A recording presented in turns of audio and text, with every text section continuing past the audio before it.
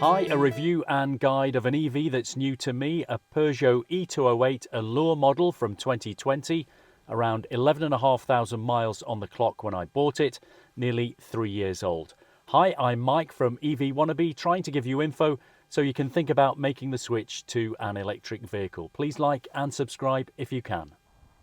It's a sporty super mini, curvy, with go faster cut-ins in the bodywork and blacked out rear windows. 5 seat belts as well. Some might find it a bit of a tight squeeze in the rear passenger trio seat. There's a 50 kilowatt hour battery and Peugeot says it can do up to 225 miles in range. So how have I got on? Well, I've taken the EV out on a couple of longish motorway trips in November and December, both on around 90% battery. After I'd done 100 miles, I had around 45 miles left in range. I've also taken the Peugeot out on a freezing cold January night on 80% battery, 80-mile round trip, had around 35 miles left in battery range when I got back. The cold will make your EV battery drop in range. I try not to have the heater on high, keep it around 17 or 18 degrees and keep my coat on.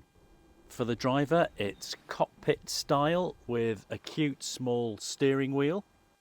To start up, foot on the brake and press the button. Onto the dashboard, there's a sort of hologram with chocolate bar squares, just telling me there's risk of ice there. Actually, that's quite handy, isn't it?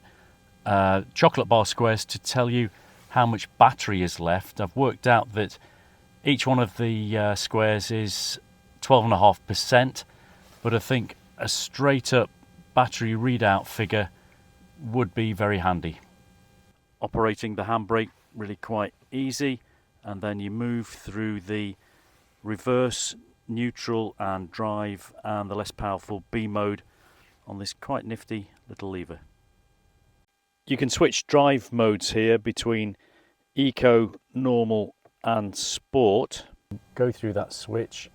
It does affect the range.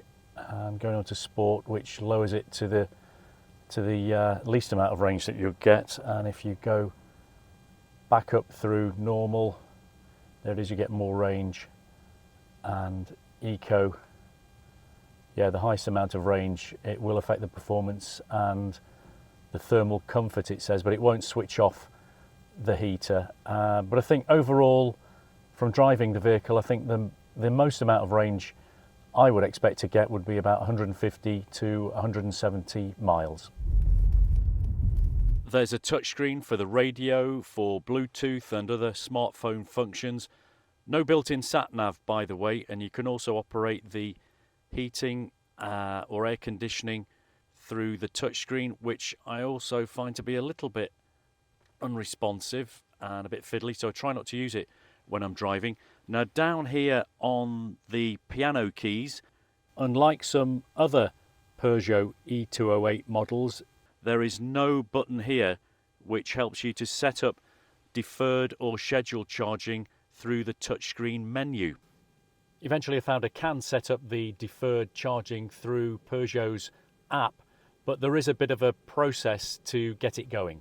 Deferred charging, or scheduled charging as some people call it, is important to me because it means I can get cut price electricity overnight from my energy supplier. The boot's quite roomy and you can fit quite a lot in when the seats go down.